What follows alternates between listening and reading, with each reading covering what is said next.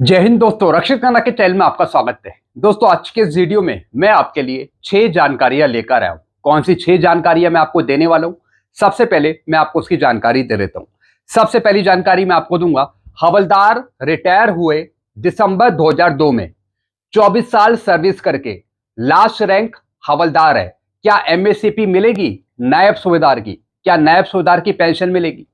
दोस्तों, बहुत से हवलदार हैं जिन्होंने 24 साल सर्विस करी और 2006 से पहले वो रिटायर हो गए। तो क्या ऐसे हवलदारों को एमएससीपी नायब सूबेदार की पेंशन मिलेगी? मेरे पास बहुत से हवलदारों के मैसेज आते हैं, फोन आते हैं, क्या सर हमें एमएससीपी नायब सूबेदार की पेंशन का लाभ मिलेगा? तो दोस्तों, एक लेटर मैं आपको दिखाऊंगा, उसको दिखाकर आगे बातचीत करूंगा। फिर एक और मैं आपको जानकारी दूंगा, एएफटी दिल्ली ने पहले जजमेंट ही निकाला था पीएमआर को ओआरओपी देने के लिए। अभी क्या अपडेट है, मिलेगा या नहीं? जैसा आपको पता है, जो जवान 1 जुलाई 2014 के बाद आए हैं उनको 1 रैंक 1 पेंशन का लाभ नहीं दिया जा रहा। तो ऐसे दोस्तों कुछ जवान हैं जो पूछ रहे हैं क्या हमें 1 रैंक 1 पेंशन का फायदा मिलेगा? क्योंकि हमने एएफटी दिल्ली में कोर्ट केस किया हुआ है, हमारे हक में भी फैसला आ चुका है पहले। तो क्या हमें ओआरओपी का लाभ मिलेगा या नहीं मिलेगा? कोर्ट केस करने के बाद, जजमेंट आने के बाद अभी क्या लेटेस्ट अपडेट है पीएमआर केस के बारे में, इसकी जानकारी दूंगा आगे। फिर एक और मैं आपको जानकारी दूंगा, 8th पे कमीशन ने निकाला एक और नया लेटर 26 मई 2026 का। जी हाँ दोस्तों, पे कमीशन के द्वारा, 8th पे कमीशन के द्वारा एक नया लेटर जारी करा है, जो मैं आपको समझाऊंगा आगे। फिर एक और मैं आपको जानकारी दूंगा, दैनिक भास्कर अखबार की नई खबर 8th पे कमीशन के बारे में। जी हाँ दोस्तों, दैनिक भास्कर अखबार की दोस्तों एक खबर है 8th पे कमीशन के बारे में, जिसमें इन्होंने बताया है कि वेतन आयोग के लाभ किस तरीके से आपको दिए जाएंगे और किस तरीके से आपका एरियर बनेगा 8 सीपीसी का। इनकी एक जानकारी आई है जो मैं आपको समझाऊंगा आगे। फिर एक और मैं आपको जानकारी दूंगा, कम्यूटेशन पर पेंशन मंत्रालय का लेटर। जी हाँ दोस्तों, कम्यूटेशन पर पेंशन मंत्रालय का एक लेटर है पहले का, जो मैं आपको समझाना चाहूंगा। क्या आपका जो कम्यूटेशन काटा जा रहा है, क्या 15 साल से पहले ही वो बंद किया जा सकता है या नहीं किया जा सकता? जो पीरियड है 15 साल का, क्या उसे घटाकर 10 साल 12 साल किया जा सकता है या नहीं किया जा सकता? इसके बारे में जानकारी दूंगा पेंशन मंत्रालय का लेटर दिखाकर। फिर लास्ट इंफॉर्मेशन मैं आपको दूंगा, पेंशनर का आया मैसेज, 8 सीपीसी में कितनी पेंशन होगी? जी हाँ दोस्तों, एक पेंशनर है जिनका रैंक है सार्जेंट।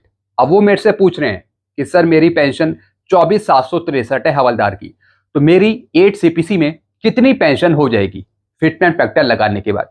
तो दोस्तों, कुछ अनुमानित राय मैं आपको दूंगा कि किस तरीके से 8 सीपीसी में एक हवलदार की पेंशन बढ़ेगी। यही जानकारी मैं आपको आगे दूंगा। तो दोस्तों, बस यही 6 जानकारियां जो मैं आपको देने वाला हूं, ये सारी नई जानकारी है, इसलिए वीडियो को आप शुरू से लेकर आखिर तक देखिएगा। जानकारियों में आगे बढ़ने से पहले एक छोटी सी अपील मैं आपसे करूंगा, और अपील है चैनल सब्सक्राइब की। देखने में आया पेंशनर्स वीडियो तो देख रहे हैं, लेकिन पेंशनर्स ने अभी तक चैनल को सब्सक्राइब नहीं किया। ऐसे कितने पेंशनर्स हैं? सिर्फ 35%। और कितनों ने किया है? 64%। तो मैं आपसे अपील कर रहा हूं, अगर आपने अभी तक चैनल को सब्सक्राइब नहीं किया तो फटाफट सबसे पहले आप चैनल को सब्सक्राइब कर लीजिए और इस परसेंटेज को 64% से बढ़ाकर 100% कर दीजिए। वैसे काफी पेंशनर्स चैनल को सब्सक्राइब कर रहे हैं, ये एक अच्छी बात है मेरे लिए। अगर आपने अभी तक नहीं किया तो चैनल को सब्सक्राइब कर लीजिएगा और वीडियो देखने के बाद वीडियो को शेयर कर दीजिएगा, लाइक कर दीजिएगा और हाइप भी कर दीजिएगा। चलते हैं दोस्तों, जानकारियों में आगे बढ़ते हैं। सबसे पहली जानकारी मैं आपको दूंगा, हवलदार रिटायर्ड हुए दिसंबर 2002 में, 24 साल सर्विस करके लास्ट रैंक हवलदार, क्या एमएससीपी नायब सूबेदार की पेंशन मिलेगी? दोस्तों, जैसा आपको पता है कि अगर आप एक रैंक को 10 महीने तक होल्ड करते हैं, 10 महीने तक होल्ड करते हैं, तो दोस्तों फिर आप उस रैंक की पेंशन लेने के लिए एलिजिबल हो जाते हैं, तब आपको उस रैंक की पेंशन मिलती है। हालांकि एमएससीपी एसीपी के रूल अलग है, आपको आपको कुछ साल कंप्लीट करने होते हैं, तब आपको एमएससीपी का बेनिफिट मिलता है। लेकिन पेंशन लेने के लिए उस रैंक की कुछ महीने आपके कंप्लीट होने चाहिए। अब दोस्तों, ऐसे बहुत से हवलदार हैं जिनकी 24 साल सर्विस है और रिटायर हुए हैं वो 2006 से पहले, यानी कि 2002 में, 2001 में, यानी 2006 से पहले कभी भी। अब वो हवलदार मेरे से पूछ रहे हैं क्या हमें एमएससीपी नायब सूबेदार की पेंशन मिलेगी? सबसे पहले दोस्तों मैं आपको एक लेटर दिखाता हूं, और दोस्तों ये लेटर है मिनिस्ट्री ऑफ डिफेंस का 25 जुलाई 2018 का, और ये लेटर लिखा गया था सभी chief of the army staff को। जी हाँ दोस्तों, इसकी कॉपी एयरफोर्स स्टाफ को भी दी थी, जो नेवल स्टाफ है उसको भी दी थी। अब दोस्तों इसका सब्जेक्ट है modified assured career progression scheme for PBR of army. जी हाँ दोस्तों, जो आर्मी के जवान हो गए, जेएफसीज हो गए, उनको एमएससीपी का लाभ मिलेगा। और साथ ही साथ एमएससीपी का जो बेनिफिट है वो आपको मिलेगा 1 जनवरी 2006 से। जी हाँ दोस्तों, 1 जनवरी 2006 से फायदा मिलेगा। पहले आपको बेनिफिट मिलता था 1 सितंबर 2008 से, लेकिन बाद में कोर्ट के ऑर्डर के बाद इस डेट को चेंज करके 1 जनवरी 2006 से कर दिया गया। हालांकि अभी भी कुछ केस ऐसे हैं जिसमें बेनिफिट, एमएससीपी का बेनिफिट 1 सितंबर 2008 से दिया जा रहा है, बल्कि मिलना है 1 जनवरी 2006 से। अब दोस्तों जो 1 जनवरी 2006 से पहले के जवान हैं, जेसीयू हैं, उनको एमएससीपी का बेनिफिट नहीं मिलेगा। यानी उनको जो बेनिफिट है वो 1 जनवरी 2006 से नहीं मिलेगा। ये लेटर उन पर एप्लीकेबल है जो 1 जनवरी 2006 के बाद रिटायर हुए हैं, चाहे वो जवान हो, जेसी हो। जी हाँ दोस्तों, अगर आप 2006 के बाद रिटायर हुए हैं तब आपको एमएससीपी का बेनिफिट मिलेगा 1 जनवरी 2006 से। अगर आप इससे पहले रिटायर हुए हो, इससे पहले 2006 से पहले, तब आपको एमएससीपी का बेनिफिट नहीं मिलेगा। जी हाँ दोस्तों, तो दोस्तों अगर आपकी सर्विस 24 साल है, अगर आप हवलदार है, तो दोस्तों फिर आपको पेंशन 24,763 ही मिलेगी ओआरओपी 3 के अनुसार। फिर आपको एमएससीपी नैब सुधार की पेंशन नहीं मिलेगी। हाँ, अगर यही हवलदार 2006 के बाद रिटायर हुए थे तो दोस्तों तब इनको एमएससीपी नैब सुधार की पेंशन मिल जाती। तो दोस्तों ये मैंने आपको जानकारी दी है, तो इस वजह से ये सिर्फ हवलदार की ही पेंशन लेते रहेंगे आगे हमेशा। चलते हैं अगली जानकारी की तरफ। एएफटी दिल्ली ने पहले जजमेंट निकाला था पीएमआर को ओआरओपी देने के लिए। अभी क्या अपडेट है, मिलेगा या नहीं मिलेगा?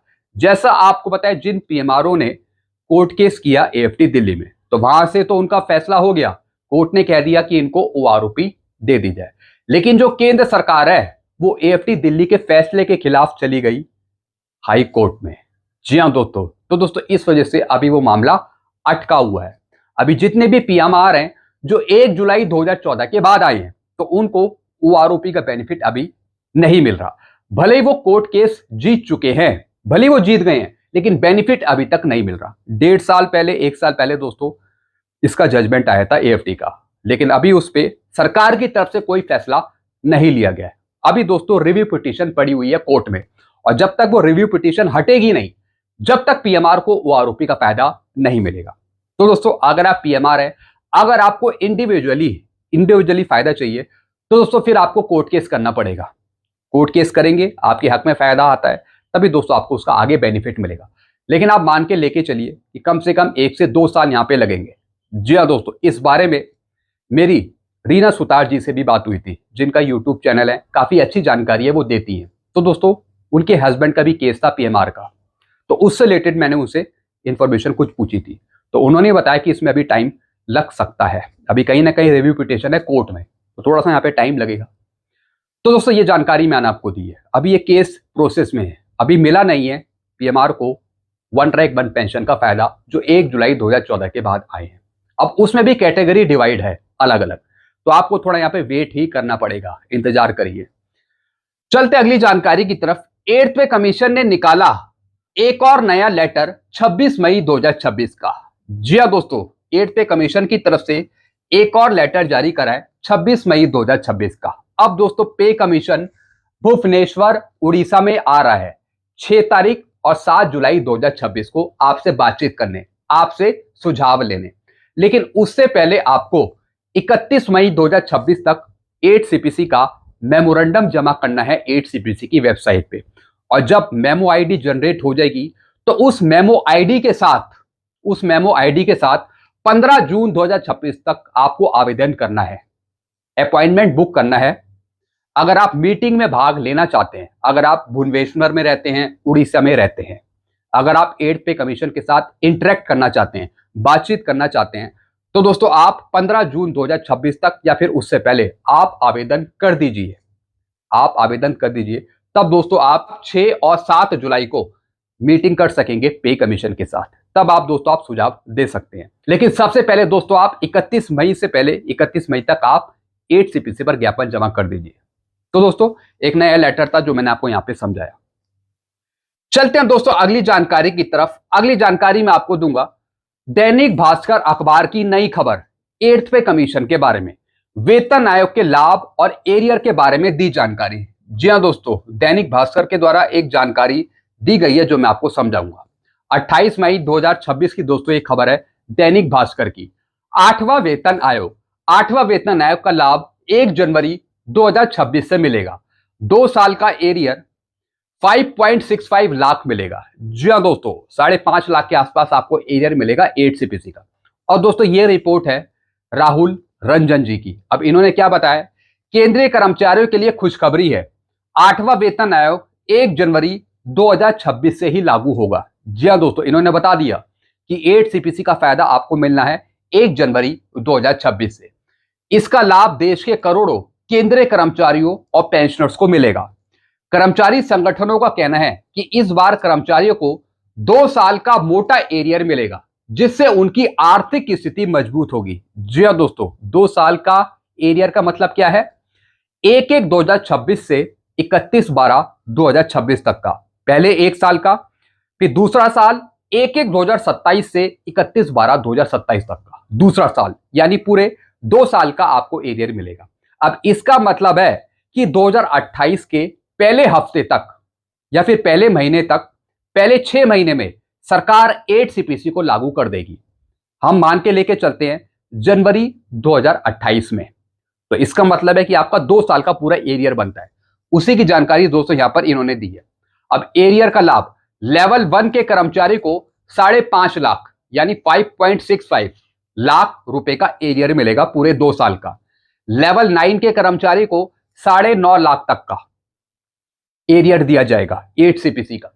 कर्मचारी संगठनों का बयान, कर्मचारी संगठन AIRF रेलवे फेडरेशन के नेता शिव गोपाल मिश्रा ने कहा कि हम लगातार सरकार से मीटिंग कर रहे हैं और हमारी मांग है कि 1 जनवरी 2026 से वेतन और भत्तों का एरियर दिया जाए। जी हां दोस्तों, यानी कि दोस्तों 1 जनवरी 2026 से ही आपको एरियर दिया जाएगा, 1 जनवरी 2026 से। हालांकि भत्तों का एरियर नहीं मिलता, लेकिन ये गुजारिश करी जा रही है पे कमीशन से कि पेंशन का एरियर तो दिया जाए, लेकिन साथ ही साथ भत्तों का जो एरियर है, अलाउंसेस का जो एरियर है, वो भी बैक डेट से दिया जाए 1 जनवरी 2026 से। ये मांग करी है। अब इनकी प्रमुख मांगे हैं, मिनिमम सैलरी 69,000 दी जाए और फिटमेंट फैक्टर 3.83 का, वार्षिक इंक्रीमेंट 6% दिया जाए, 6% का दिया जाए। ARIF नेता शिव गोपाल मिश्रा ने कहा कि 10 साल के बाद वेतन आयोग का गठन होता है, ऐसे में इस बार 1 जनवरी 2026 से वेतन आयोग लागू होगा और कर्मचारियों को 2 साल का मोटा एरियर मिलेगा। जी हां दोस्तों, ये मांग करी है वेतन आयोग के सामने शिव गोपाल मिश्रा जी ने। वेतन आयोग का हमें बहुत अच्छा रिस्पॉन्स मिल रहा है। जी हां दोस्तों, शिव गोपाल मिश्रा जी ने कहा है कि वेतन आयोग का हमें बहुत अच्छा रिस्पॉन्स मिल रहा है, सभी केंद्रीय कर्मचारी को बहुत बड़ी राहत मिल सकती है आगे चलकर, यानी 2 साल का मोटा एरियर, 2 साल का मोटा एरियर, और अगर सरकार मान गई तो भत्तों का भी एरियर फिर दिया जा सकेगा। तो दोस्तों एक ये जानकारी थी जो मैंने आपको यहां पे समझाई। बाकी आपके अपने विचार क्या है, आप नीचे कमेंट कर सकते हैं। चलते हैं अगली जानकारी की तरफ। अब दोस्तों जानकारी मैं आपको दूंगा कम्यूटेशन पर पेंशन मंत्रालय का लेटर। जी हां दोस्तों, कम्यूटेशन पर एक लेटर जारी करा गया था कम्यूटेशन के पीरियड को कम करने के संबंध में। जी हां दोस्तों, अब दोस्तों लेटर है ये, आप नीचे ये लेटर देख रहे हैं, 23 जुलाई का दोस्तों ये लेटर है पेंशन मंत्रालय का। वर्तमान में पेंशन कम्यूटेशन रिस्टोरेशन 15 साल बाद होता है। जैसा आपको पता है 15 साल बाद आपकी पेंशन को रिस्टोर किया जाता है, यानी पेंशन में से जो कम्यूटेशन काटा जा रहा था वो बंद हो जाता है आपका 15 साल बाद। तमाम पेंशनर संगठनों ने यह मांग उठाई है कि जब इसकी कटौती 10.5 साल में पूरी हो जाती है तो 15 साल तक कटौती करने का क्या औचित्य है। इस मुद्दे पर कोर्ट केस भी हुए हैं। माननीय उच्च न्यायालयों तथा सुप्रीम कोर्ट ने कटौती को 12 साल करने का जजमेंट दिया, लेकिन इस तरीके के जजमेंट के आलोक में मामला डीओपीटी द्वारा दिशा निर्देश जारी करने हेतु पहुंचा है। जी हां दोस्तों, कोर्ट की तरफ से आदेश भी हुए हैं, आदेश भी करे गए हैं कि जो कम्यूटेशन का पीरियड है 15 साल का, उसे घटाकर 10 साल 12 साल किया जाए, लेकिन दोस्तों ये मामला अभी डीओपीटी के पास पड़ा हुआ है, पेंशन मंत्रालय के पास पड़ा हुआ है। अभी इस पे कोई अंतिम फैसला नहीं लिया गया है। और जैसे कि दोस्तों अभी मीटिंग भी हुई थी स्कोवा की, तो उसमें भी सरकार ने यही बताया था कि ये मुद्दा कहीं ना कहीं 8th पे कमीशन में जाएगा, 8th पे कमीशन के पास रखा जाएगा। और आगे चलकर जो ये पीरियड है ये भी कम हो सकता है, 10 से 12 साल हो सकता है, वो भी 8th पे कमीशन में। लेकिन अभी तक सरकार ने इस पर कोई फैसला लिया नहीं है।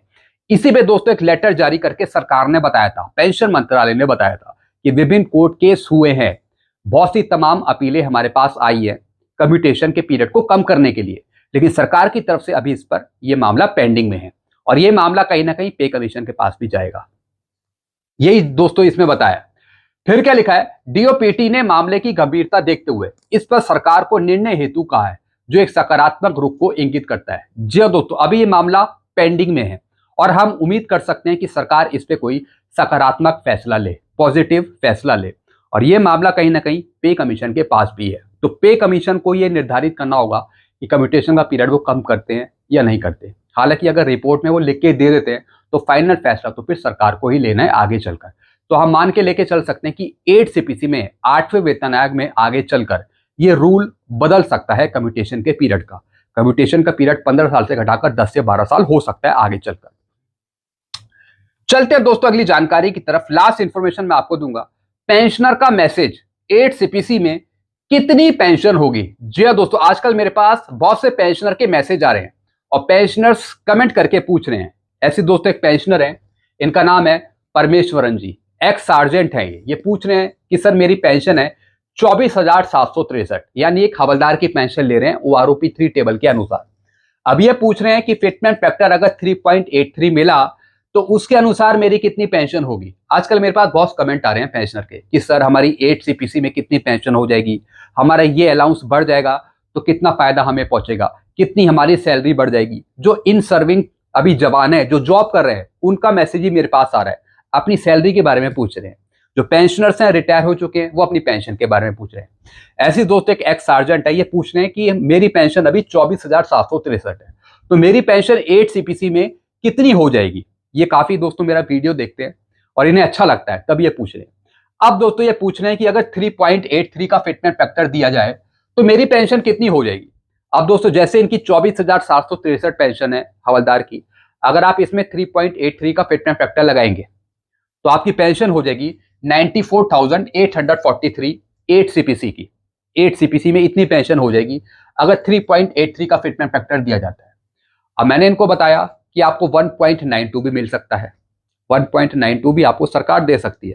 अगर 1.92 आपको मिलता है तो आपकी पेंशन हो जाएगी 47,545, यानी जितना ज्यादा आपको फिटमेंट फैक्टर मिलेगा उतनी पेंशन आपकी ज्यादा होगी। जैसे एक हवलदार की 24,763 है, अगर 3.83 सबसे ज्यादा अगर फिटमेंट फैक्टर दिया जाता है तो आपकी पेंशन सीधा पहुंच जाएगी 94,000 के आसपास, 94,843। और दोस्तों इस पर डीए अलग कैलकुलेट होगा, डीए या फिर डीआर, इस पे अलग कैलकुलेट होगा। ये मैंने आपको समझा दिया। और जितना कम फिटमेंट फैक्टर आपको मिलेगा तो उसी अनुपात में आपकी पेंशन कम हो जाएगी। तो आप डिफरेंस देख सकते हैं फिटमेंट फैक्टर का। 3.83 फिटमेंट फैक्टर देने पे इनकी पेंशन पहुंच रही है 94,843 और 1.92 का फिटमेंट फैक्टर देने पे इनकी पेंशन पहुंच रही है 47,545। तो डिमांड तो हाईएस्ट की करी है संगठनों ने कि 3.83 दिया जाए। बाकी देखते हैं कि पे कमीशन कितने की सिफारिश बना के देता है और फिर सरकार क्या अप्रूव करती है, वो तो आगे टाइम बताएगा। तो दोस्तों ये मैंने आपको जानकारी दे दी। एक बार फिर बता रहा हूं, जो भी आपकी जितनी पेंशन है जो आप ले रहे हैं बेसिक पेंशन, उससे आप मल्टीप्लाई कर लीजिए फिटमेंट फैक्टर के साथ, चाहे तो 1.92 से कर लीजिए या फिर 3.83 से कर लीजिए। मल्टीप्लाई आपको करना है, मल्टीप्लाई, और जितना आएगा वो आपकी पेंशन होगी 8 सीपीसी की विदाउट डीए, डीए को बिना जोड़ के। तो दोस्तों ये कुछ जानकारियां थी जो मैंने आपको दी हैं। ऐसी जानकारियां आपको आगे भी मिलती रहेंगी। तो सारी जानकारियां पाने के लिए आप चैनल से भी जुड़ सकते हैं, चैनल को भी सब्सक्राइब कर सकते हैं और लास्ट में वीडियो को शेयर, लाइक और हाइप जरूर कर दीजिएगा, क्योंकि ऐसी वीडियो मैं आपके लिए बनाता रहता हूं। Thank you so much.